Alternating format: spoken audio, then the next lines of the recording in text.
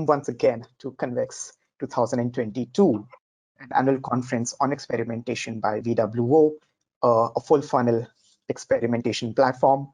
Today with us, we have Emma Travis, as you can see in front of you right now. She is the Director of Research at Speero by CXL. And of course, she will take the liberty of introducing herself more briefly in the subsequent slides, but just wanted to walk you through how this workshop will happen. So this workshop is titled "Create a Data-Driven Experimentation Platform Program with Speero's Research Playbook," right? And Emma has put in a lot of effort in designing a Miro board. So we will be sharing the link to the Miro board with you. Emma, shall we share it right now, or do you want me to share it after your presentation? Feel free to share it now. What I would say is, obviously, I don't want people to be distracted by the Miro board, but it would be good to make sure in the background that everybody can access it. So if we share it now, if you guys can just click on that link and make sure you don't have any access issues, and then we'll be able to make sure that everybody has the access that they need. Yeah, now you can see my screen. So this is the link. Of course, you can't click on it and land on the page. So I've created a readable link for you. Just go to vw.com/L/convex. That's an L and not an I. So go to vw.com/L/convex, and you will be able to enter the Miro board that Emma has designed for this workshop. So quickly head over to this URL to participate in this workshop. We do not interact with the board yet. We will come to the Miro board after Emma finishes with her initial bit of the presentation. Perfect, great. Thank you so much, Vipul. Hi, everybody. It's great to see all of you here, or at least, well, not really see you, but I'm sure that you're all there. I hope you've enjoyed the sessions so far. As I mentioned earlier, I was enjoying taking part in that little quiz and just testing my knowledge. So as Vipul mentioned, my focus for today will be on the role of research in your experimentation programs. So I'm going to be thinking, first of all, for a few minutes about why it's so important to take a data-driven kind of research-focused approach to experimentation. But also, more importantly, I want this session to be relatively hands-on, both in terms of the workshop session that we've already talked about, but also in the sense that I want you to take away from today a range of different kind of tools, frameworks, and processes that will help you to actually run this type of research yourselves within the teams and the businesses that you're working within. So in terms of how the next kind of 40 minutes will work, and I will try and keep an eye on time because obviously we're a bit behind, so I'm a little bit confused about how long, so I'll just set my timer off. So as I mentioned, I'll start by just kind of talking about the rationale, I guess, of taking this data-driven approach. And then I'm going to introduce to you our kind of playbook, or our how-to guide. We've actually developed this playbook with our sister company CXL, and essentially it's a Bible for how to run this research. I will provide links to this playbook to you as a follow-up to this session as well. It's completely free, there's no strings attached to that. We just want to continue the kind of ethos of CXL of sharing our knowledge within the industry. So that playbook will provide you with the how-to guide. Obviously, we don't have the 6 hours that we would probably need to go through that in detail today. So I just want to introduce to you the concept of Research Excel, what it is, why each of the research methods are included, and the sort of top level steps, I guess, in terms of running that type of research. Then we're going to jump into the workshop session. Obviously, we've already talked about the Miro board. Hopefully, you guys can all access that in the background as I'm speaking. This is really where I want to illustrate to you how we turn insights from research activities into hypotheses for A/B tests. And really, it's about kind of connecting the dots really between user research and data analysis through to actual test ideas. So we'll use some kind of, I guess, dummy data today, but you will be able to take away that framework for a workshop to run internally within the businesses that you're working within. And then hopefully there'll be a bit of time for Q&A. I believe there's a way for you to add questions. I'm sure you know more about that than me, since you've been in some more sessions than I have. But yeah, Vipul will be gathering up those questions, and I'll look to share those and talk about those. And I encourage everyone to, drop in their questions on the GoToWebinar control panel itself this time, so that I can recognize who is actually asking the question and unmute you from your side, so that you can ask your questions, or share any observation regarding anything that's going on at the moment, at that particular moment, by coming on to the stage itself. So don't feel free to either raise your hand or send in your question using the questions panel itself, and I will take care of unmuting you. Please go ahead. Perfect. Thanks, Vipul. Cool. So just before we get started into that, just a little bit, I guess, about me and about Speero. Speero is ultimately the agency arm of CXL, which many of you will likely have heard of in terms of the training in the CXL Institute. From a Speero's perspective, we are an agency and we specialize in experimentation or conversion rate optimization, user research, design and analytics services, and we work with a range of businesses across the world, and we also have a team all across the world as well.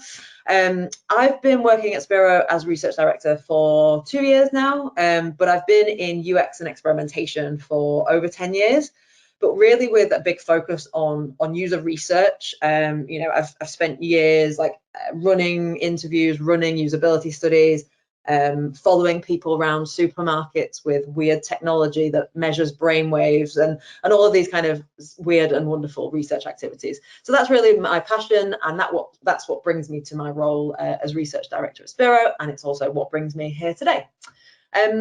So let's get started. So ultimately, there are two kind of ways that you can think of running an experimentation program, or at least coming up with ideas for A/B tests as part of an experimentation program.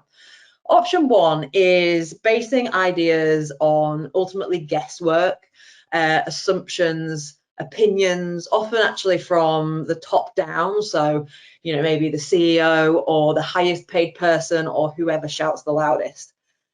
This can ultimately lead to what we kind of call a scattergun approach to experimentation and A/B testing.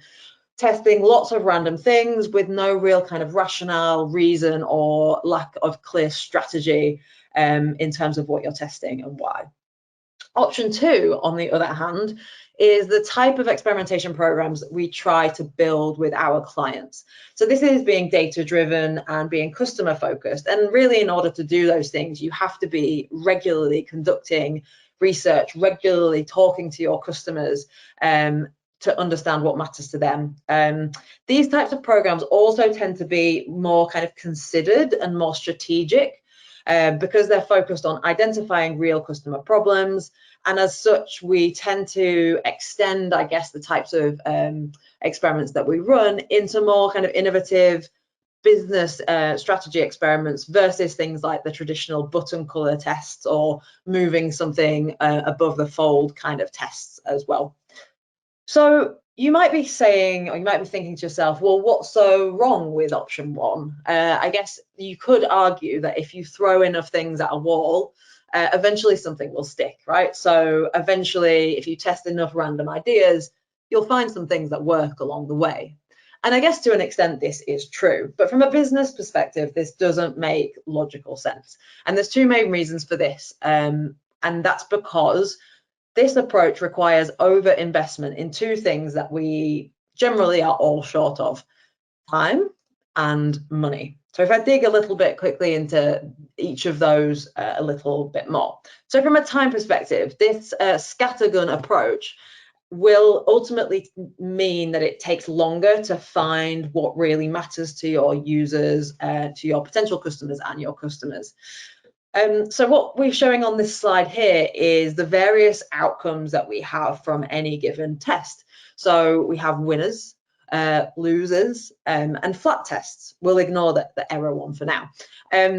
So what I'm not saying is being data-driven and doing user research it's not necessarily going to mean that you only have winning tests from now on. That is unrealistic.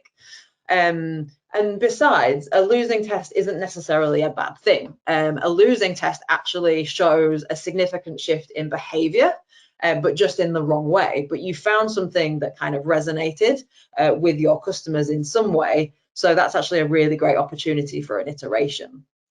But what I am saying is running research and being data-driven will help reduce the time that you waste on tests that simply have no impact. And therefore, it helps you ultimately focus on the things that really matter to your customers as well.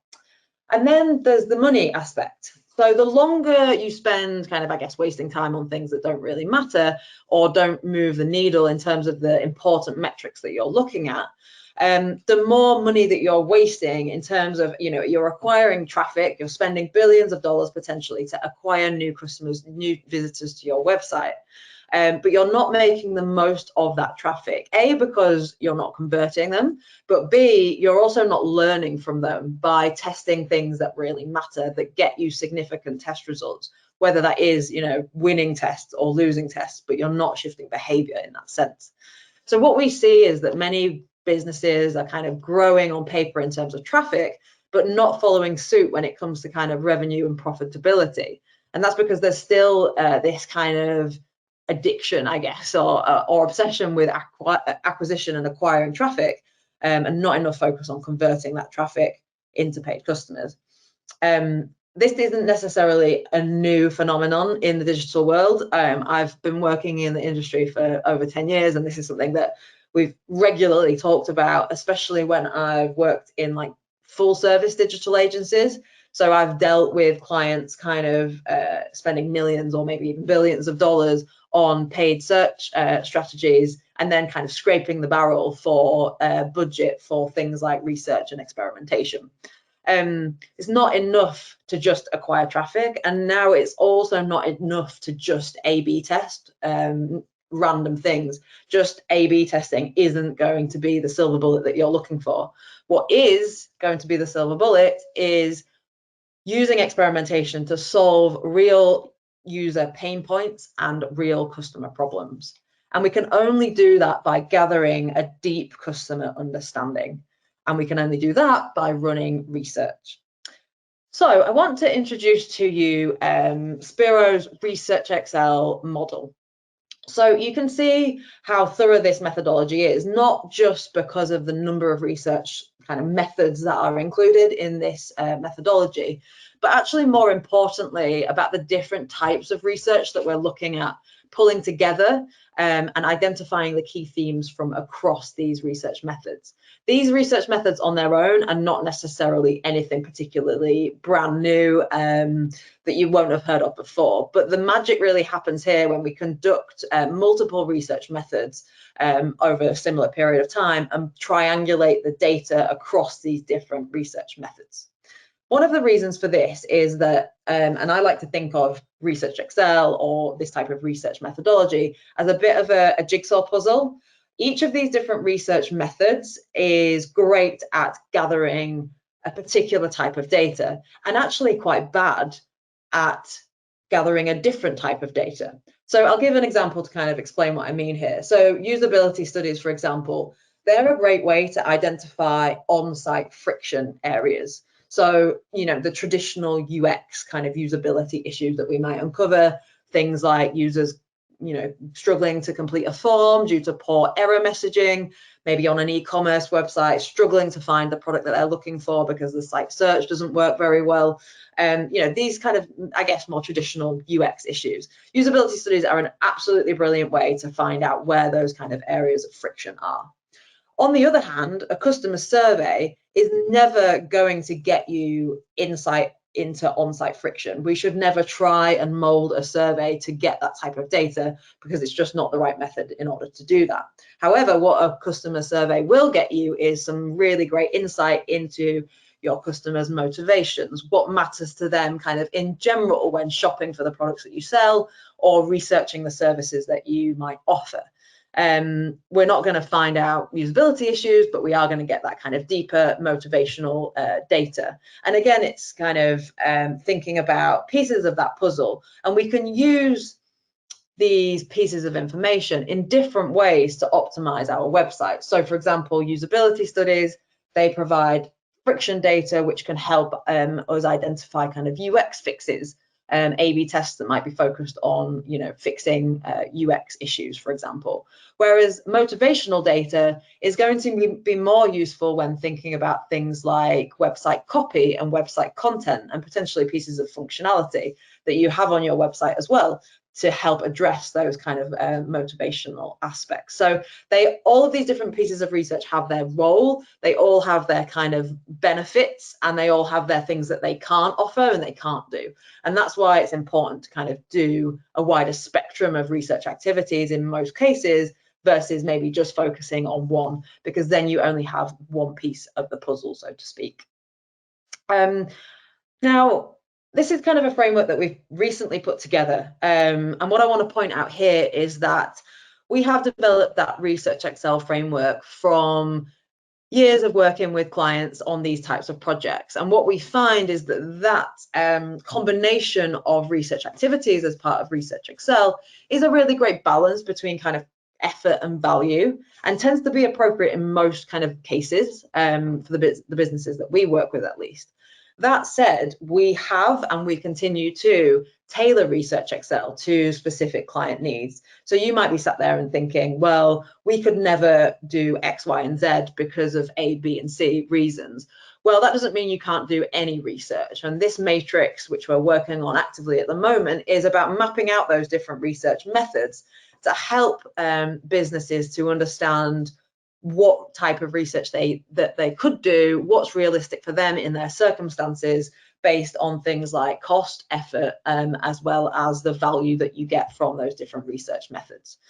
So an example that I want to give in terms of when we might kind of flex the Research Excel model might be related to business size. So we would be looking for somewhere in the region of 200 to 300 survey responses when running a customer survey with one customer segment. Now, there are some caveats to that, because we would want to calculate kind of appropriate sample size based on the particular business, but that would be our kind of minimum threshold. Now, in order to gather 200 to 300 survey responses, even with a 10% response rate on a survey, we're going to be looking at, needing like 2,000 to 3,000 paid customers to send that survey to. And a 10% response rate is relatively high, so we'd actually probably need more than that. So in that case, what we would be looking at probably doing is something like switching out that customer survey with something like customer interviews, or at least running a smaller sample survey, but supplementing that with some customer interviews. So what we lose in sample size with customer interviews, we kind of gain in depth of insight, because we're able to ask more detailed questions. We're able to kind of probe a bit more in terms of their answers to particular questions, for example. So we get a sort of richer set of data in that sense, but the sample size is lower. So it's all a little bit of a balancing act in that sense. And I guess I wanted to share this with you, because you guys can take this away, to help you plan research internally. This slide, I've just kind of also shown how we would definitely recommend, triangulating, and I've shown that on this slide here, these different research methods. And again, this is about kind of filling in as many of those pieces of the puzzle as possible. So in this scenario, heuristic review is relatively low effort, but it's also, we say it's kind of low value in the sense that it's as close to opinion as we ever get, because it's a group of experts evaluating a website based on kind of UX principles. So we'd really want to validate something that's relatively low value with something much higher in value, like customer interviews, but also something, from a behavioral perspective, like analytics analysis as well. We'd also always be recommending at least one qualitative or attitudinal research activity and one quantitative or behavioral research activity at the very least. If anyone has like a specific use case that you're dealing with at the moment and you'd like my help with, please reach out, like on LinkedIn or in the Q&A or whatever, because I guess there's never really a right or wrong answer. Maybe sometimes there is actually, but sometimes it's a bit of a balancing act, and there's a few considerations to make in terms of what's the best kind of set of research activities to do in any given scenario, essentially. Cool. So before we jump in, oh. I'm sorry for interrupting. We do have one question that just came in from Luca. Let me just go ahead and read if that's a valid question or a comment. It could be the main task. Okay, it's a valid question. Luca, let me just unmute you because it's a long question. I believe it will require a bit of more context from your side to pour in. Let me find your name in the list. Yeah, found you. So I've unmuted you now, Luca. You can unmute yourself from your side as well and ask your question over the audio with a bit more context. Can you hear me? Yes. Can you hear me? Yeah. So, yeah, I don't know. I went really deep into one question concerning user testing. Yep. More specifically, I found this sort of issue with panelists that just go straight to complete a main task, such as, I don't know, purchase a travel trip or a vacation, and they do not really care about some sort of subtasks that they really want them to focus, such as you may add a travel insurance or a transportation service, and I really want to understand if they I don't know, take care of it, or if they think about them. And do you have any suggestion? Sure. I've got a couple of questions before I answer. Are you primarily talking about remote usability studies or remote user testing versus moderated? No, I'm talking about moderated user testing. Okay. So in that sense, I guess I would be thinking about how I was moderating. So for example, you know, maybe making sure that users understand exactly what is expected of them within the session. Also, I would approach it in terms of how you write the script. So one thing that I like to do when I'm writing a script for usability studies is have a set of tasks that are very open, because what we want to do is we want to observe natural user behavior as much as possible. Obviously, it's not completely natural because it's a research setting, but we want to give users the opportunity to, for example, the example you gave, I think was about like adding insurance, perhaps.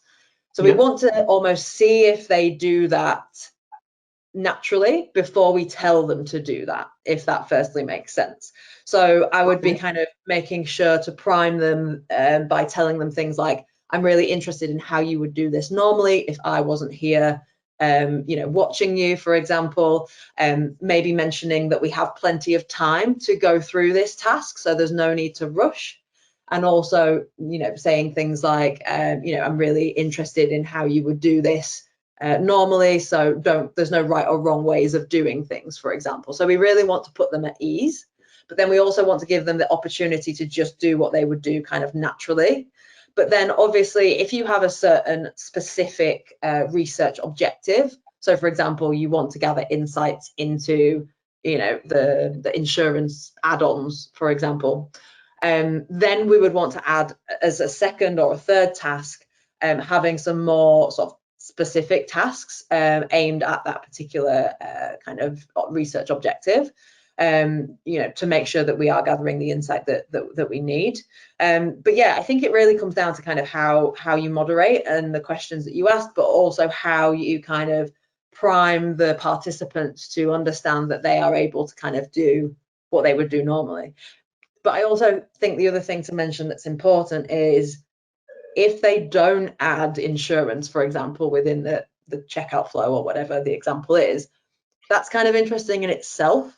And I think it's quite easy to quite quickly kind of jump into very specific tasks. But actually, we want to understand if they didn't select insurance themselves, why not? And then we can kind of ask and probe questions about that as well and identify opportunities that way. I feel like that was quite a long answer. Does that help at all? Yeah, great tip. Thank you. Okay, no worries. Any more questions before we carry on? None, Emma. You can go forward. Okay, perfect. Thank you very much. Is this working now? Okay, cool.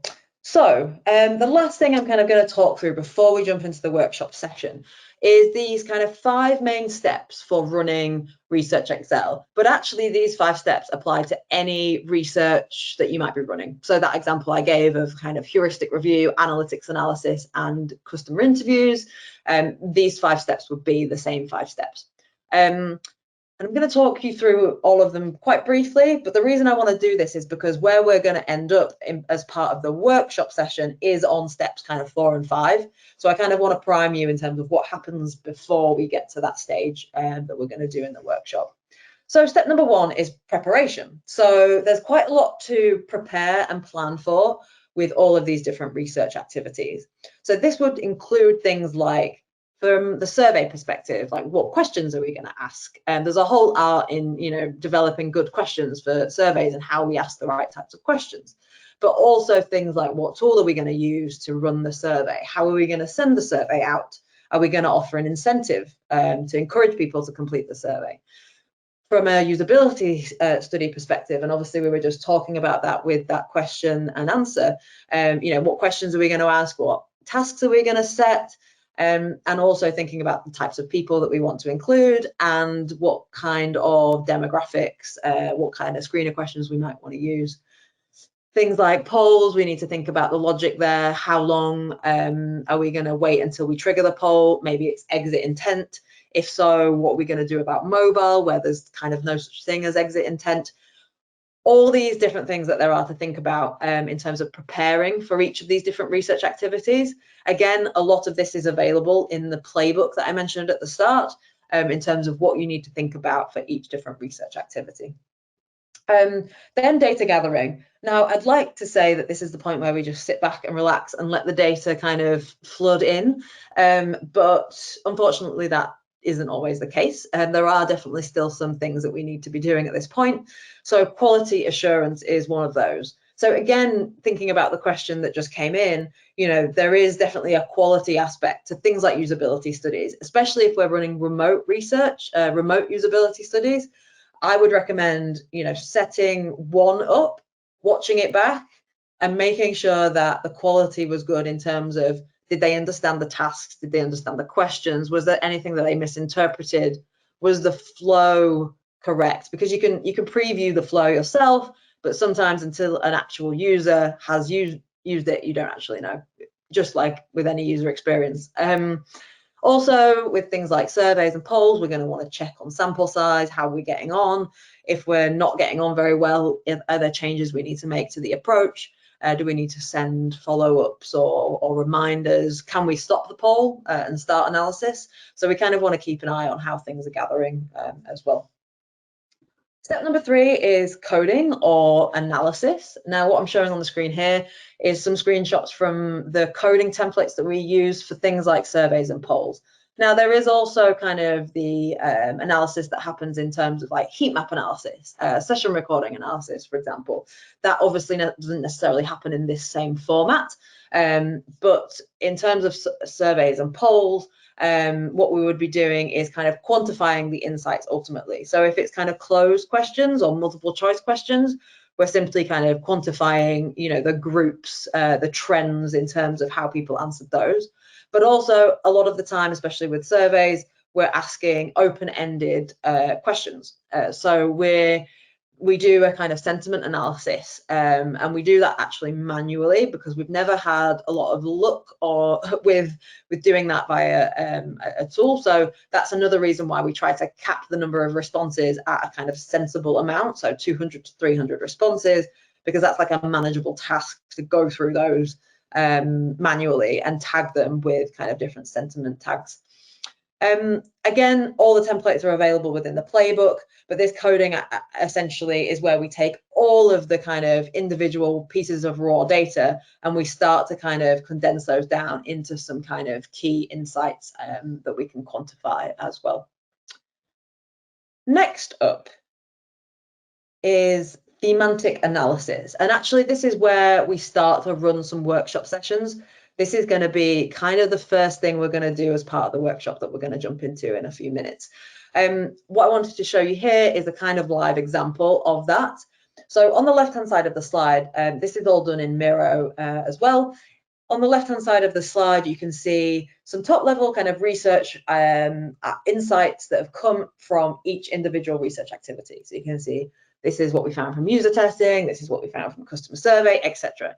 There's also a reason why they're all color-coded, because that helps us in the future to understand where those research insights have come from.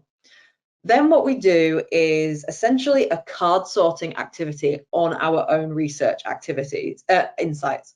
For anybody that's kind of into research like me, I kind of enjoy this because it kind of feels like the Matrix. It's like doing research on research. It's kind of cool. Maybe that's just me being weird. But essentially what we're doing is like a drag and drop exercise.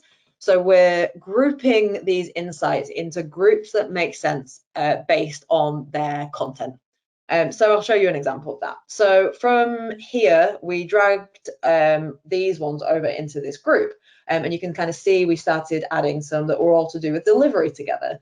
And then there's a few that relate to returns as well. So we started to kind of create this delivery and returns group. This was for an e-com client. Down here, we grouped lots of different issues that related to the checkout. Something else to point out here is you can see that like there's two post-it notes here that have the exact same thing written on them. But that's actually a really positive thing, because what that means is we identified that in the heuristic review, but we also identified the same thing in the user testing. This is where the sort of strength of signal starts to get stronger, because we have multiple research sources pointing towards this same kind of problem that we're identifying. Once we've done this drag and drop exercise, just like with card sorting, we're also creating labels for these groups that describe them. And this is where we can start, going from all of these really individual research insights into these kind of larger overarching customer problems. Like these were the kind of main areas that customers struggled. And the other thing that I'd point out here is these shouldn't be based around particular areas of the website. In this scenario, we did have one that was related to kind of checkout, for example, but actually these can be kind of site-wide issues. That they should be more customer problems than kind of just pages of a website, for example. Another one that comes up quite frequently is like trust or credibility, for example, or lack of credibility. This is something that could be fixed or could be dealt with across all pages of the website. But it's a key kind of customer problem. So that just kind of shows how we take all of those individual insights and start creating these larger kind of key themes or customer problems. The fifth and final step is the workshop that we're going to jump into in a minute. In terms of kind of the benefits of running this as a workshop session, there's a few different ones that I wanted to highlight. I mentioned previously, it really helps to kind of get you out of the weeds, so to speak. It can be very overwhelming when you finish a research project to understand kind of how to move forward. This hypothesis workshop really helps with that. There's a few points as well about team engagement and stakeholder management. I mentioned at the start, these kind of top-down experimentation programs that are all focused on, ideas from the highest paid person, etc. And also wider team engagement is a big part of improving your experimentation maturity, gathering ideas from the wider team, from like customer service team, etc. So by getting as many people involved in this workshop as possible, that helps get people involved, but it also helps keep them honest and keep them focused on coming up with ideas that are based on the data versus coming up with random ideas. And then finally, it really helps communicate where experiment ideas have come from. What I've found when I run these types of workshops with clients is that if you include them in this workshop, then you get less kind of pushback and less kind of questions, I guess, later in the process, because everybody understands why we're testing that specific thing. It's because it came out of that workshop, because it relates to the research. So it can kind of really help longer term as well with that kind of buy-in into the different ideas as well. So just to finish off, before I jump into the workshop, this is just a call out to that playbook that I mentioned. There is a link to it in the slides. I'll make sure that you guys get access in any follow-ups that go out. As I mentioned, it's completely publicly available. There's no kind of strings attached to you guys having access to this. There's so many pages to it. There's so much information in there. Advice on how to run each research method, but also how to kind of report and present insights, as well as links to various different example briefs, coding templates, reporting templates, etc. So hopefully that's really useful, and please reach out if you do have any questions, if you choose to undertake this this project yourselves. Cool, so it's time now to jump into the workshop. I guess it might be a good time to just check if anyone has any more questions before we do that. No more questions, Emma. Okay. And just want to drop in a note. Don't want to make you rush into it, but we're running a bit behind schedule, so Yes. it'll be great, right? If we can skip a few parts, if there are any. I know that it's a very comprehensive Miro board that you've created, but it would be great if we can maybe finish the workshop in maybe 10-15 minutes. Yeah, sure, that's absolutely fine. We can make it work. What I would suggest is I'm going to kind of talk through how the workshop works. If everybody that's in the board that I can see here, you can kind of be working as I'm explaining, as opposed to us. I was planning on putting on a timer and spending 5 minutes on things. It probably just makes sense to just kind of work as I speak. So this Miro board tracks from left to right in terms of the different tasks. Now you'll recognize, hopefully, the research insights part. So that's the part on the left-hand side that's got the different colored coded post-it notes. What you can see here is insights from individual research activities. And these are what I would describe as the main insights from each research activity. So as I described previously, the first step is what we call thematic analysis. We're going to do it a little bit differently here. We're not going to do the drag and drop thing just because it will get really messy on the board. So what I want you to do is where it says task just here, the first task with all these white post-it notes, what I'm going to ask you to do is have a read through the insights, the research insights, and start coming up with some of those themes. And what I would describe as a Speero tip, what I would describe as a theme are the things that are starting to come up multiple times across different research methods. So I've given you an example here in that first one, which is that there's a lack of clarity around the offering. So people in messaging testing and copy testing were confused about what the tool actually is. Similarly, in usability studies, users were having similar questions. So these all kind of generate ideas for key themes. So that would be the first part of the workshop. So given the time, I'll maybe put on a 2-minute timer. And I'd ask you to start filling in these white post-it notes with some ideas of what those key themes might be. Hopefully that makes sense to everyone. I'm gonna go with 2 minutes. I've got some music to accompany us on this activity as well. Off we go.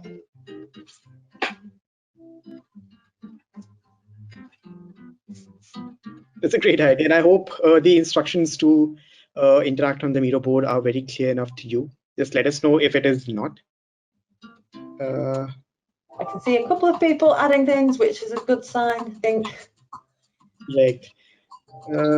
So Nura, I'm going to send you a link, or if you are on Mentimeter, the link is right in front of you. But let me type it out for you in the chat window. It's vw.com/L/convex.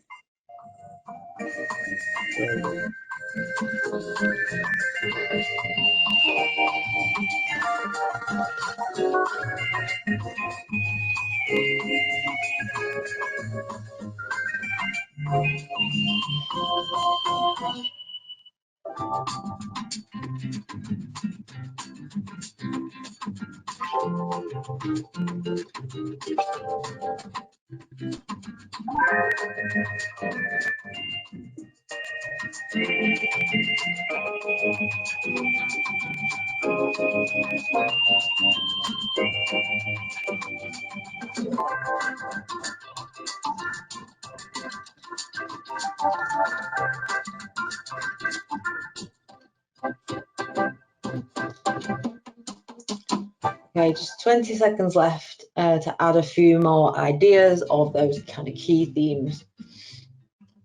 Yeah, really happy to see that people understood the assignment and Yes. they're filling in the stickers with the observations.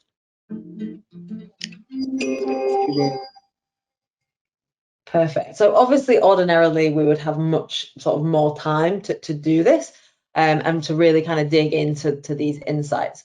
But yeah, this just to kind of show how we would look to pull together the insights and come up with some of those. So great to see some here. And obviously, I'm quite familiar with the content on this board, so I can already see some of the ones that I'm familiar with. So plans and pricing being a major one, like lack of transparency around pricing. Another one I can see there is trust and kind of that whole credibility, lack of social proof, etc. So a lot of people kind of picking up on the same things that we picked up on as well. So moving on to the next task. So this is where we can start to really get some test ideas onto the board as well. Now, anybody can obviously look at a website and come up with random test ideas, but that's obviously not what we're about. What we want to be able to do is look at the website through the lens of the research, essentially through the customer's lens, with those key customer problems that we've just identified, top of mind. So what we would then be looking to do is to review key pages of the website. So in this scenario, we've got a home page. We may want to do this on a full website or a full kind of key user journey. But ultimately, this is where we can start thinking about how we could solve some of these key customer problems. So the next task, and again, we'll go with another 2 minutes for this, is to grab these Post-it notes up here, drag and drop them onto the page, and come up with some test ideas that actually solve these problems. So just to remind you, some of the main things that came up were a lack of kind of trust and credibility, some confusion about what the offering actually is and how it works, and also pricing, confusion about pricing. Admittedly, the pricing one might not be so relevant on the homepage. Great, perfect. I can already see some people adding some ideas. I'm just going to set the 2 minutes going. While you're all working, one thing I'll also talk through is my next Speero tip. And this is to think about this statement, how might we improve credibility on this website? How might we improve transparency around pricing? This is really related to the fact that for any customer problem, there are endless ways that we could solve that particular problem. This isn't about coming up with the only test idea that there is to solve that problem, because that doesn't exist. There are many different ways that we could solve this problem, and in many cases it might even be a combination of different things that help to actually solve those problems. So how might we statement just really helps kind of frame those ideas of like, yes, there are multiple different ideas, but we can kind of frame it in that way to help us come up with test ideas as well. It's so cool to see everybody working on the board and adding ideas. And I think the other thing that this kind of highlights is how quickly you can come up with lots of really great test ideas that are grounded in research, just from running, and we've only done this for like 5 minutes. So if you did this on a bigger scale, you can see how many test ideas you can come up with. I'll leave you for 40 more seconds.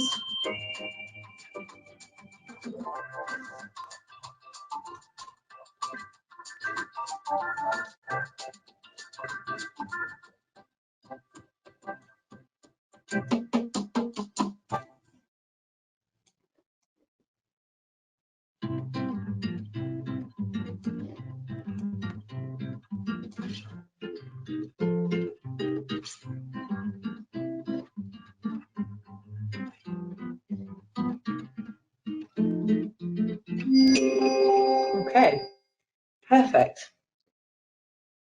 Again, yeah, I've said it all already, but just really cool to kind of see how we've, you know, gone from the research and now we're thinking about specific test ideas.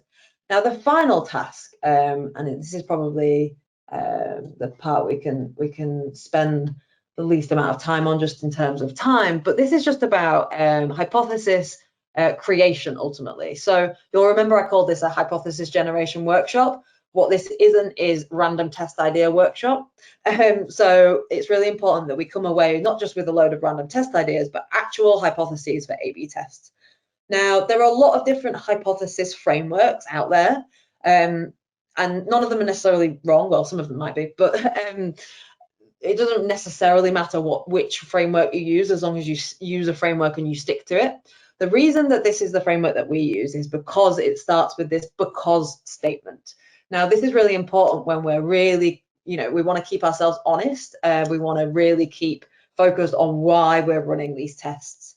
So, for example, the example I've given you, because Research Excel highlighted that users question the credibility of the tool, we could get more specific and we could say because usability study participants struggled with X, Y, or Z, or the user, the survey that we ran highlighted these different research activities. But ultimately, it's about making sure that we're calling back to the data or the research as part of the hypothesis. Then we're thinking about the test idea. What is it that we propose to do? How do we think we could solve that problem? And really, we can drag and drop those from, you know, the test idea part of the task that we've just run. But then finally, we're also thinking about measurement. What do we expect to happen next? And this is where we start kind of creeping into actually planning for a test. It's very important to think about the metrics that we want to affect as part of the experiment that we're going to run prior to us running it. And that's important for a couple of reasons. Firstly, we need to make sure we're tracking those metrics. And secondly, again, it kind of keeps us honest because it's very easy to kind of, I guess, manipulate data afterwards to tell a story. But we want to make sure that we focus on the metrics that matter and the metrics that we expect to be impacted by this particular test idea. So in the interest of time, I'm just going to put on a 1-minute timer here. So what I would love for you to do is to create your hypotheses. So at this point, we're working kind of vertically down the board to fill in those 3 post-it notes. Why are we running this test? What is it we propose to do? And how do we expect to kind of measure the impact? Obviously, you can kind of keep access to this board as well if you want to fill these in after the fact.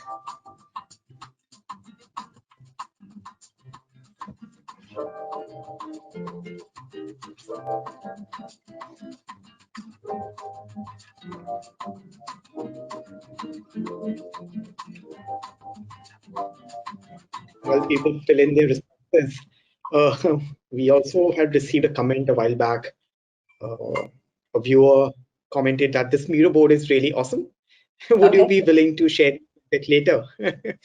Yes, absolutely. That is absolutely the plan. Yeah, I'm not sure exactly how things are getting shared afterwards, but I will absolutely share the link to this with Vipul so that he can kind of organize the distribution of this, along with the playbook, which I mentioned, which I've just got actually open just here. And this, you can click on all of these to dig into all of these different research activities. They all have their own playbooks. So yeah, we'll make sure you have access to all of these different resources and frameworks and Miro boards and everything. Sure, just send over to me over the email and I'll share with all the registrants for Convex 2022. Sure, I will do that. Awesome. So that actually brings me to the end of that sort of mini workshop and presentation session. Great to see you all still interacting with the board. I appreciate you taking part in the workshop as well as listening to me. I hope you found this useful, and I hope that you can use some of these frameworks and tools and things as part of your experimentation efforts. And please reach out to me if you have any questions or things you'd like to discuss. Or if you need any help with any of the research that you're looking to conduct.